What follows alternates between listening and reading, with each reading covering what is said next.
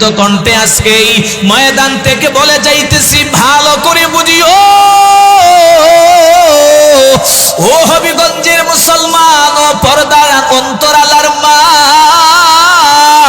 ভালো সন্তান যদি পাইতে চাও আমার আল্লাহর বিধান মতো আমার রাসূলের তরিকা অনুযায়ী জীবন চালাও। দেখবা কোনদিন হুজুরদের কাছে সন্তানের জন্য চোখের পানি ছেড়ে হতাশ হওয়া লাগবে না, ঠিক কিনা? সন্তান কান্না করলে মায়ের দুধ খাওয়াইবে স্বাভাবিক, কিন্তু মায় সন্তানের দুধ পান করার ক্ষেত্রে ভালো করে ওজুটারে বানাইয়া খাওয়াইও, বিসমিল্লাহ বলিয়া সন্তানের মুখে দুধ পান করাইও।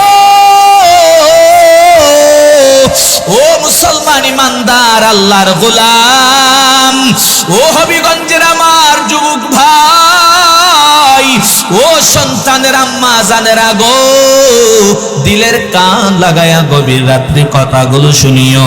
এরপরে সন্তান যখন দুনিয়াতে আসবে, সন্তানের দুনিয়াতে আসার পরে একটা নাম রাখিও, ভালো করে একটা সন্তানের নাম রাখবা।